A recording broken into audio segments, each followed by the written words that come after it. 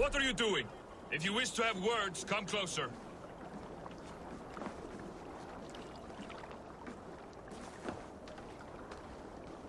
Are you one of Harald's men? I am.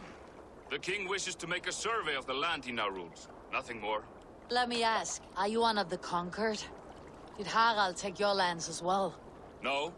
My family has lived under his banner since the days of his father, Halfdan the Black. Well, welcome to Thornburg, warrior.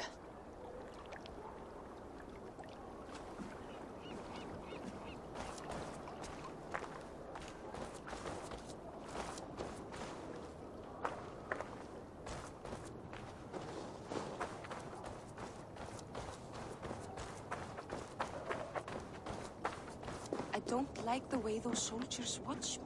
I find it flattering. You think one will marry you and carry you off to the capital? Would he? He would take his pleasure and move on, you moon-eyed magpie, leaving you with a little soldier to raise by yourself.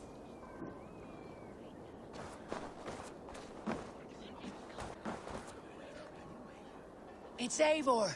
Open the door. Come in, but keep your voice down. We will alert Harald's men. Where will we live? The English will fight back! The wars will never end! Or they will push us into the Christian ways! Quiet all!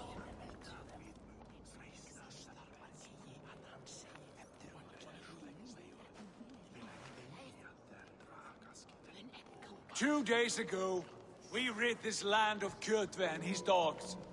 Yet today, we do not celebrate. Today we cower under a cloud of fear. But it need not be like this. We are not the heel-trodden subjects of a boy king. We are the Raven clan. Our destiny is our own. Did you know about your father's oath to Harald? I did not. And for that my anger burns hotter than any man's here. But I will not let that drive me into despair. We cannot stay in Norway. Not under Harald's boot. Not without fueling more war. So we push forward, to newer lands. To England. And there make a new home, a kingdom of our own. The sons of Ragnar Lothbrok have been in England 8 winters already. Is there any land left for a clan of our size? More than enough, wife. Of the 4 kingdoms of England, only one is... I have no desire to wear Harald's leash. I like this idea. A saga for the ages, I agree. It will take time and resources to build ourselves a new home. But the riches taken from Kjotve's raid would suffice. No. That belongs to my father, as a fair compensation. In England, we must start anew. You would start us with nothing? In a land we do not know? Among people who hate us? Kjotve's riches would go some way to easing our passage, Sigurd. I bested him. It's within my rights to claim his goods. Our leaving must not be an assault on my father. It is a time of renewal for us. If you object, I understand. Let your father keep Kjotve's riches. England will have riches and cargo enough for us. Good. I did not want this cloud hanging over us. It is a wise leader who considers the need of others. To England then, before the day is out. Pack what you need, but no more than that. And tighten your lips. The last thing we need is the attention of Harald's troops.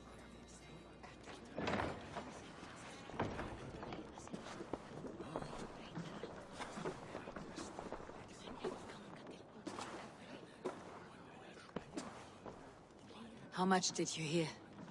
Enough. A new path is revealed, and your journey will be challenging.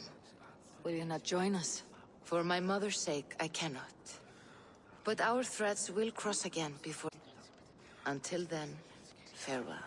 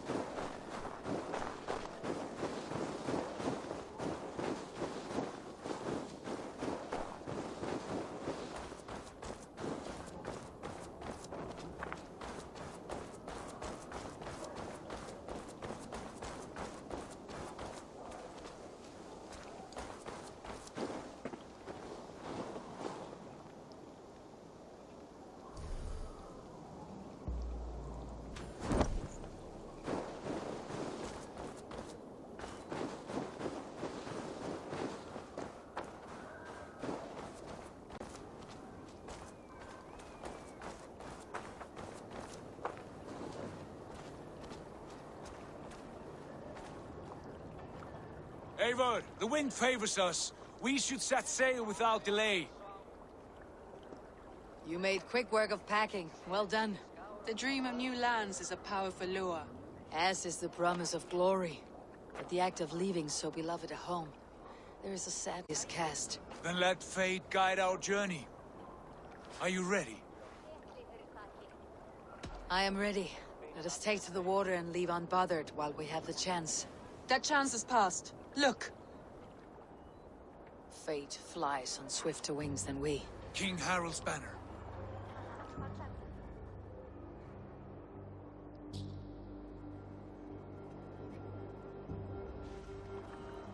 Sigurd, what is this assembly? What are you planning? An exit, father. As graceful as I can. For if I cannot be king in the land of my birth, I will start a new saga. In England. Nonsense. Your place is here, son, at my side. There will be other victories soon. Other glories. My choice is made, father. Do not hope otherwise. Styrbjorn Jarl. Our men were killed as we patrolled nearby. And the word is, Eivor swung the axe. If the dead could speak, what would they say of their deaths, wolf-kissed? They would tell you how they offered us insults, and how I slew them for it. As the dead cannot defend themselves, a vergelt is wanted. 50 weight of silver for each life. By law. 50 weight? You will have it from me. A parent must pay the price of his children's folly. That was generous, Lord. Why England? Why throw away all you have for such an uncertain future? Here you could be a king's hero. It's gaudy design. My destiny is my own to weave. Eivor speaks for both of us, father. You gambled your honor, and you lost your family. I hope the trade was worth it. Anger and sadness wrestle for my heart. But I am glad you'll leave this place alive.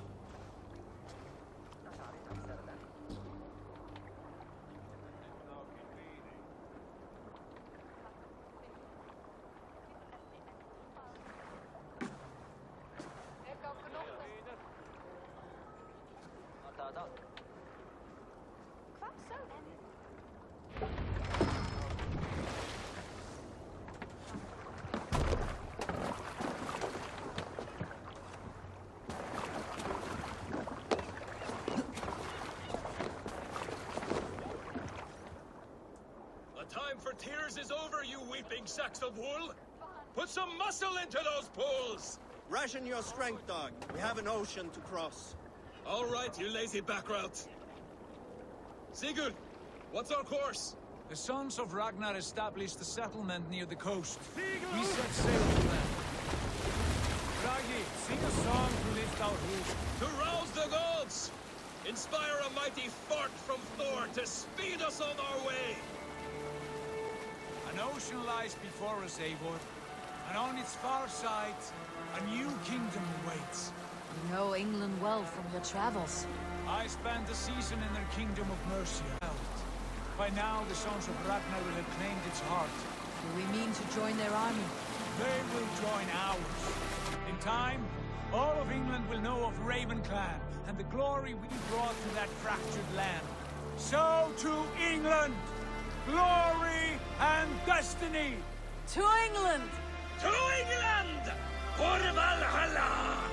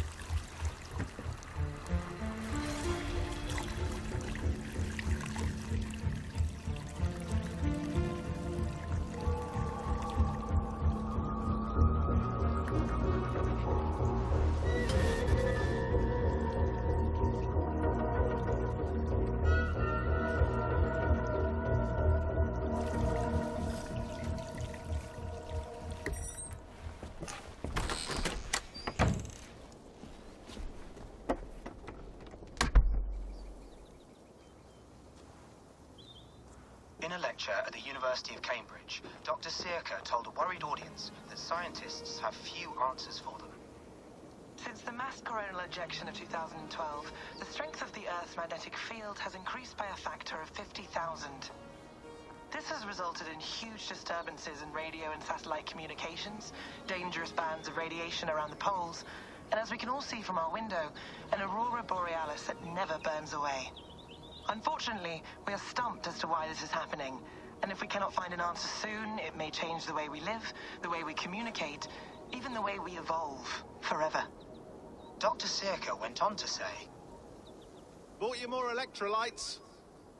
Oh, new and improved citrus flavor. Thanks, Sean.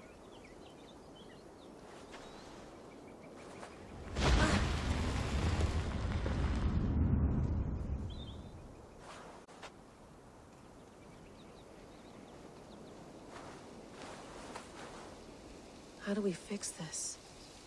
How are you the key to everything?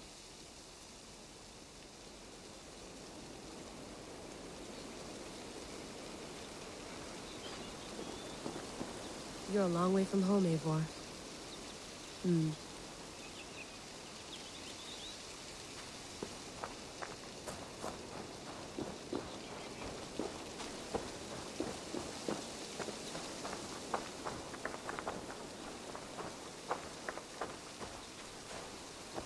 Did you get my tea? Oh, mint tea is not actually tea, Bex. It's an infusion. It's really just dirty, minty water. I don't care what you call it, Sean. Did you buy any? Of course I did, love. Hey, sorry about pulling you out. The generator was sputtering. That's fine. I needed air. How was the Animus data stream? Comfortable? Felt pretty stable after a while. Good. Just give me a sec and you can jump back in.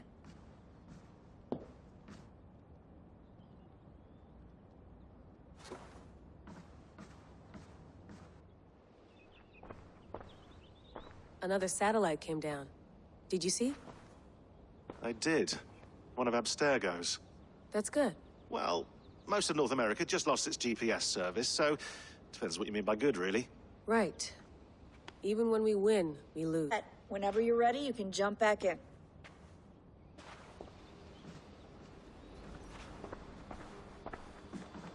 That's quite nice. Soothing. Let's have a look.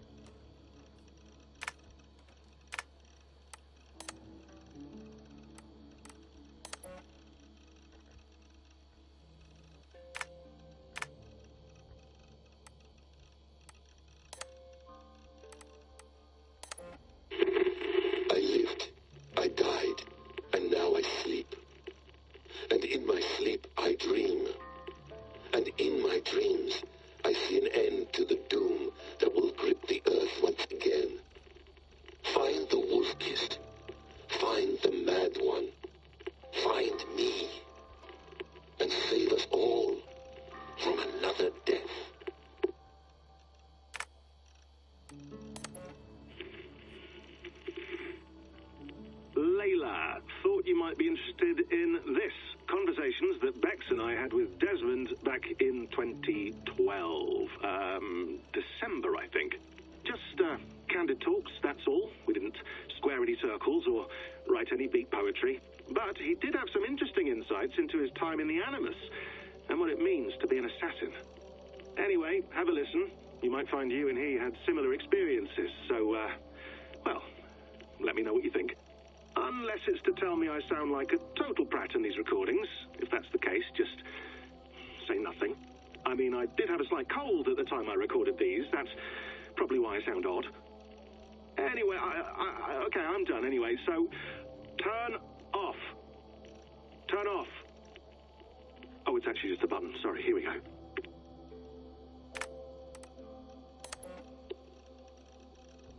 No, come on, Sean. Turn that thing off. Oh, hold on. I like what you said there. I want to get this for posterity. Say it again, nice and loud. Seriously? Sure, come on. If nothing else, it'll give me leverage with your old man. Ah, that's your angle. Nice. what I said was, I wish I hadn't been born into the Assassins. I wish I had chosen this life. Is that good enough? Sure, but why is that? Because choice is the central idea of our creed. It underpins everything, right? It's about free will. It's about seeing the evidence before you and saying, yes, this is what I want. Or, no, this isn't for me. But when you're born into a group like this, or any other, like I was, you get mixed signals. You get told over and over again, this is what we believe. These are the rules. This is reality. No deviation. And if you question it, oh, they look at you like you killed a puppy. That's hardly free will. It's a weird irony when free will is your central belief, but nobody wants you to believe otherwise. I don't know how to say it exactly, but I always thought there was something self-destructive about our creed. If free will is the most important moral guidepost we have, we should be free to ignore it. To choose submission, for example. You know what I mean? Like, we should be free to side with the Templars. If it's really my choice, I could do that. Right. It's almost self-refuting. A democracy could democratically elect a dictator or choose to get rid of democracy altogether. Within our creed is the seed of its own destruction. That's what makes it powerful, I think.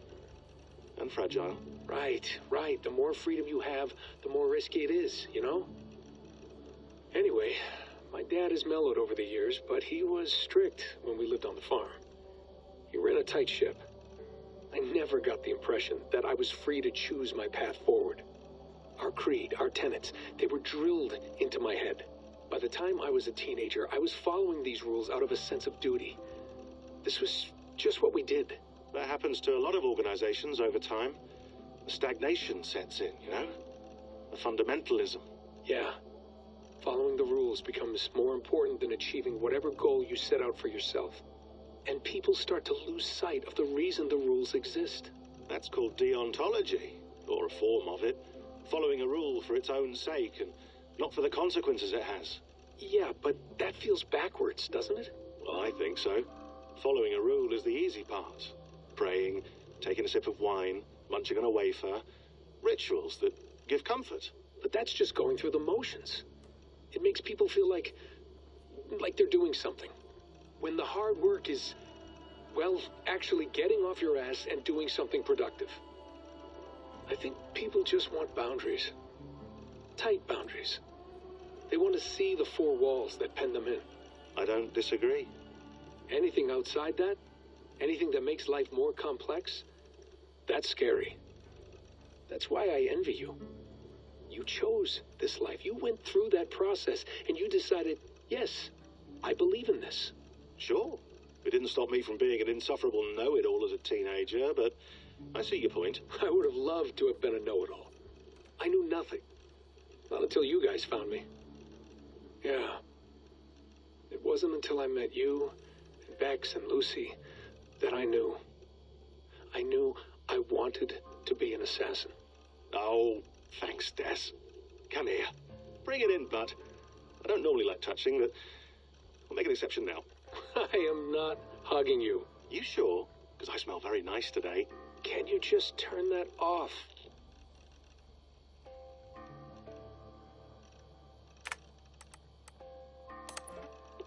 Hold on, I'll just set this here. Do you guys record everything we talk about? Not everything, but you've been using the Animus so much, I thought this was a good chance to learn some things about prolonged exposure. So I'm your guinea pig? No, my guinea pigs are all dead. The Animus was too much for them to handle. Cute. Can I ask you about the bleeding effect? Any recent flashes? Any memories resurfacing? Yeah, the usual things. Ghost images of Altair and Ezio a few times a day. Nothing intrusive, just brief moments. They pass quickly, almost without me noticing. Like a figure in the corner of my eye. Or remembering a dream from the night before. I did have one extended hallucination a few days ago. It was Ezio. He was older, around the time he left Cappadocia. He was standing on the deck of a ship, alone. And through him, I could feel an intense regret or guilt. And it felt to me like he'd had a loss of faith. In himself, in the creed. Like he couldn't keep it up. Couldn't stay true to his ideals. And as I watched him, I thought, is this the moment he decided he was done being an assassin? It felt like it. Anyway, most of my visions have been brief, lasting just a few seconds. They're like complete memories of small moments that appear suddenly out of nowhere, fully formed. It's a strange feeling. Okay, anything else? I'm starting to see Connor now, too. Though I hear his voice more often than I see him. I'm sure that will change. Oh, yeah, and yesterday, just before bed, I had a memory of being on a beach in the Caribbean with a bunch of sailors. Or maybe they were pirates. I don't know. No idea. Huh. We'll look into that.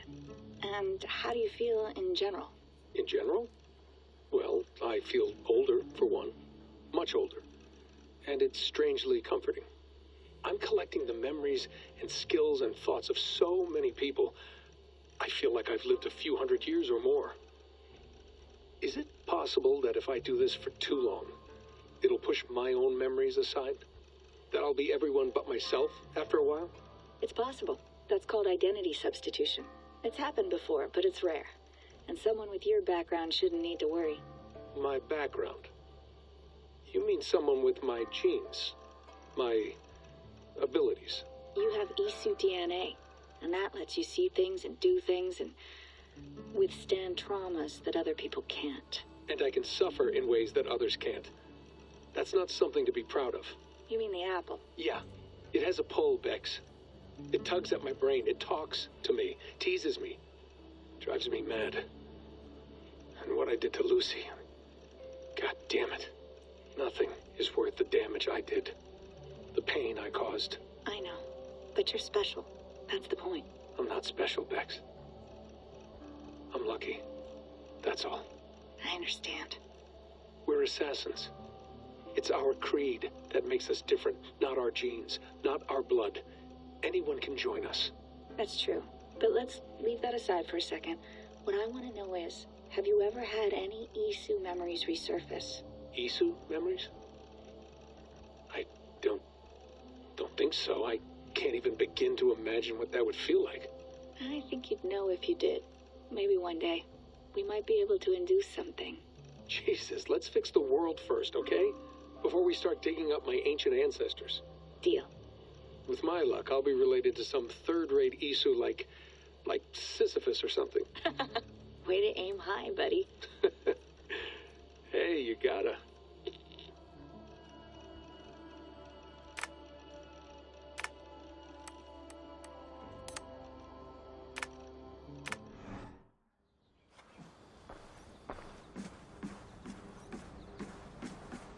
Please enjoy your stay. Remember, all the garbage must be packed out, and please water the plants once a day. Yeah, I won't remember that. You gonna put this in the fridge, Sean? Of course. In half a minute. Remember, tomatoes go on the counter, not the fridge.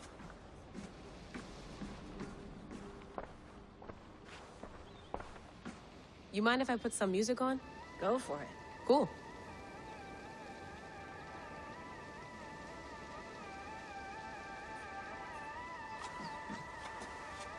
Hello, Layla. Sean, what do you make of the grave out there? Well, it overturns a few hundred years of scholarship about the first Europeans to set foot in North America. Apart from that, it's just a bunch of muddy bones, isn't it? Can we talk about this thing on my neck for a second? Ah, the mood stabilizer. Yes. It's not harmful, is it?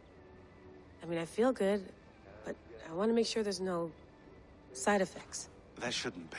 It's only blocking outside signals, a passive effect, so the staff doesn't, you know, mess with you.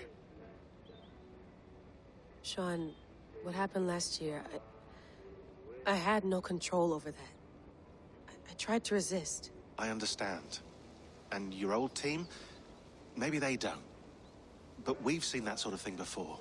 Still, if you want to work with us and get to the bottom of why the world is about to end for the second time in 8 years, then you wear that thing until we say otherwise. William's orders. It's just a few more weeks, yeah? Just until we figure this out. You're right. I know you're right.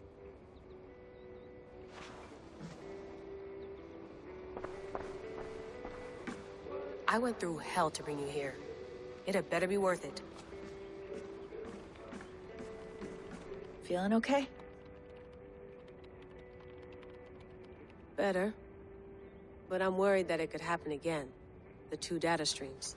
I can't promise it won't. I barely understand it myself.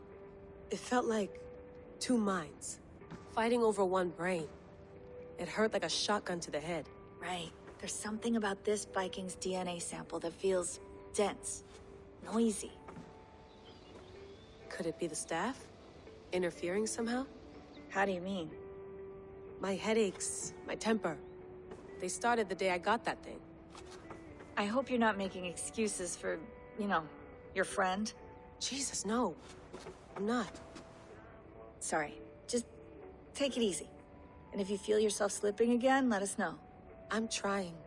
I really am.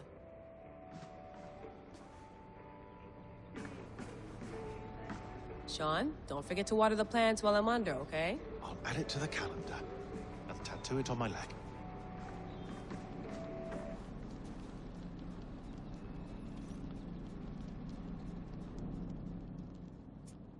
All right, time to go. Norway to England takes about a week by long ships.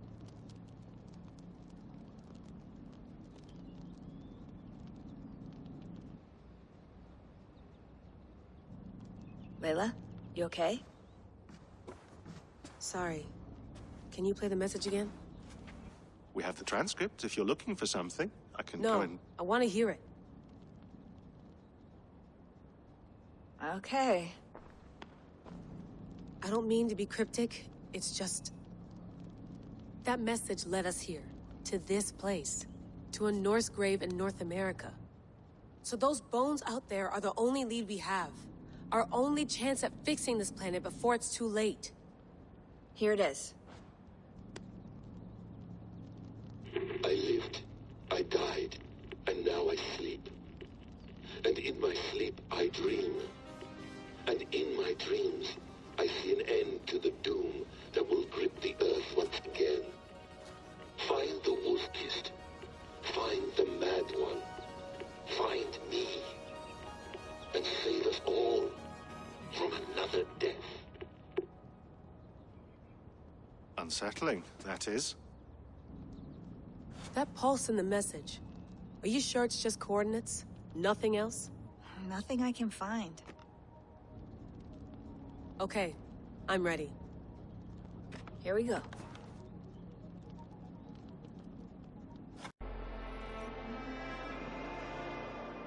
Our new home. Not a patch on Norway, but we'll make this land our own soon enough. I'm glad to see any land at all.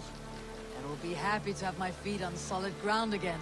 We must not rush our landing. All you see here is Saxon territory.